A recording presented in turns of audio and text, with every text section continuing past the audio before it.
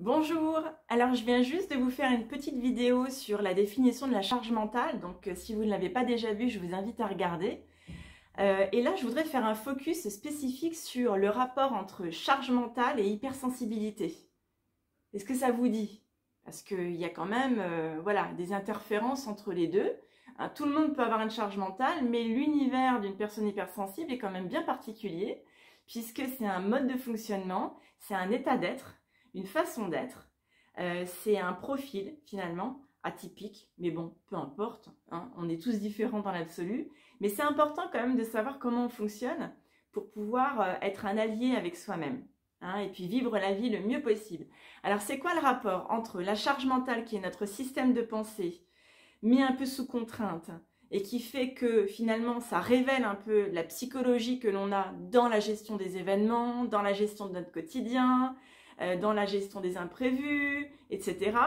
Hein, ça révèle tout ça, la charge mentale, c'est vraiment la somme de toutes les pensées en fait qui nous habitent à un moment donné, qu'elles soient conscientes et inconscientes, et qui quelque part influencent notre présent puisqu'elles nous met dans un état d'esprit, dans un état émotionnel particulier.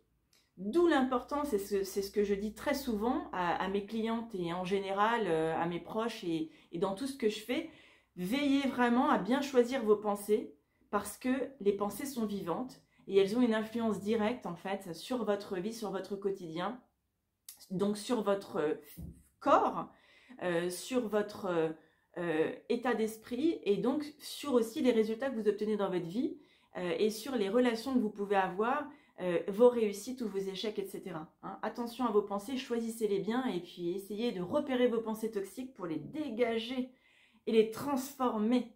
Alors, quel est le rapport avec l'hypersensibilité? Alors, vous savez que je me dédie plus particulièrement à la femme hypersensible. Toujours est-il que l'hypersensibilité, c'est pas uniquement un sujet lié à la femme, hein, donc je vais parler de manière un petit peu plus ouverte. En fait, quand on est hypersensible, comme je vous disais tout à l'heure, on fonctionne d'une certaine manière. Donc ça veut dire qu'à partir de là, on va avoir une manière de réagir à la vie, et c'est de ça dont je vais vous parler. Donc déjà, ce qu'il faut savoir, c'est que quand on est hypersensible, on a des capteurs multisensoriels. Hein, vous connaissez les 5 sens, hein, la vue, l'ouïe, l'odorat, le toucher, l'audition. Et en fait, on a une hypersensorialité dans chacun des sens et parfois dans 1, 2, 3 sens en particulier. Voilà. Il y a des personnes qui vont vraiment énormément sentir les odeurs et des personnes qui vont avoir une ouïe extrêmement fine. Bon, après, ça varie d'une personne à une autre, d'accord? Mais ce qu'il faut garder à l'esprit, c'est qu'on a une hypersensorialité. Ça veut dire que quand on va vivre un événement, quand on va être en contact avec quelqu'un, quand on va être dans un endroit, on va capter énormément d'informations par le biais de nos sens qui en plus vont communiquer entre eux. Donc du coup, ça va potentialiser vraiment notre compréhension du monde, sensible, vous voyez, et ça va permettre aussi d'accéder à une autre forme sensible qui est celle du ressenti, qui est celle de capter finalement qu'est-ce qui se passe, qu'est-ce qui se joue, et ne pas forcément toujours savoir verbaliser, mais en tous les cas, le corps, il a une information en bloc qui lui arrive.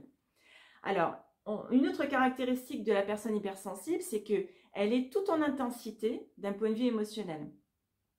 Il n'y a pas une émotion neutre, vous voyez, qui soit complètement neutre, complètement voilà, sans profondeur. Systématiquement, il y a un retentissement, il y a un rebond, il y a une réaction, il y a une forme d'intensité. Vous voyez, une vie. C'est très vivant en fait. Nos émotions sont très vivantes et je dis souvent qu'on est des océans d'émotions. Hein, ça vous parle ça? Moi, je me suis ressentie plein de fois comme un océan d'émotions. C'est-à-dire beaucoup d'émotions et puis toujours un peu en mouvement. Il y a vraiment de la vie dans tout ça. Alors ça, c'est une autre caractéristique de la personne hypersensible. Donc vous imaginez le rapport que ça peut avoir avec son hypersensorialité et son intensité émotionnelle par rapport à la charge mentale qui, assez rapidement, peut flamber. Vous voyez le rapprochement. Après, il y a encore autre chose, c'est qu'on a en fait des tendances, des attitudes, des manières d'être, en fait, de réagir, de faire, qui correspondent vraiment plus au mode de fonctionnement d'une personne hypersensible, pas que, mais chez la personne hypersensible, souvent on va retrouver ce que je vais vous dire là tout de suite. C'est quoi? c'est la proportion à prendre sur soi dans les événements. Cette espèce de courage intérieur où on a comme un seuil en fait de la douleur assez élevé et donc finalement on est assez facilement capable, sans grand effort et même sans s'en rendre compte, de tenir, faire tampon, de prendre sur nous. Et en même temps, on a aussi une autre tendance qui est celle de culpabiliser assez facilement, de se dire « Ah, mais j'aurais peut-être dû faire ça, mais si j'avais fait ça, il ne se serait pas passé ça », ou alors de se sentir responsable de l'autre et éventuellement, des fois un peu sauveur. Vous connaissez un petit peu, hein, ça a beaucoup été évoqué, donc je ne vais pas m'étaler sur le sujet, mais on a un peu cette tendance qui des fois nous dépasse et puis on doit aider l'autre, voilà. Donc c'est comme un grand cri à la vie, sauf que voilà, c'est pas neutre et il y a une grande part d'inconscient qui interfère dans tout ça. Il y a une autre tendance, c'est cette envie de prendre soin de l'autre, cet altruisme, cet humanisme, cette compassion qui fait que assez facilement on a tendance à beaucoup donner, voire à tout donner, parfois même sans limite, parce qu'on a du mal justement à identifier en fait nos limites. Donc du coup on y va, la générosité, il y a une ouverture. Sauf que pendant ce moment-là, on s'oublie la plupart du temps, on se déconnecte de ses propres besoins et donc après il faut qu'on rattrape les choses. Parce que à force de beaucoup donner, on a peut-être moins d'énergie. À force d'avoir été propulsé dans la vie de l'autre, il y a peut-être des choses que nous on aurait à gérer, ou alors au contraire un rapport entre cet événement et notre vie qui perturbe un petit peu notre intériorité. Et donc finalement ça augmente notre charge émotionnelle, notre charge mentale, et ça peut créer de l'agitation aussi au niveau de notre mental, avec parfois des tsunamis émotionnels, des flambées émotionnelles, des grands downs par rapport à ce poids, à des sentiments d'angoisse ou à des peurs qui peuvent être envahissantes à ce moment-là. Donc voilà ce que je voulais vous dire par rapport au rapport entre l'hypersensible et la charge mentale. Et j'ajouterai une dernière chose, c'est que assez facilement, on peut sans s'en rendre compte, se retrouver à subir en fait les autres, les situations, à faire avec tout un tas d'injonctions, de contraintes et quelque part à fonctionner aussi parce qu'on a du mal à dire non, parce qu'on a du mal à se positionner, on a du mal à communiquer. Des fois quand l'émotion est tellement vive, on ne sait plus trop comment formuler les choses. Alors c'est difficile de créer des limites et donc ça surcharge d'autant plus la charge mentale d'une personne hypersensible. Alors dans une autre vidéo juste après, je vais vous parler du rapport entre la charge mentale et le potentiel, le haut potentiel, la douance, zèbre. Vous verrez si vous êtes éventuellement aussi concerné par cette problématique qui est un petit peu différente, d'où les deux vidéos.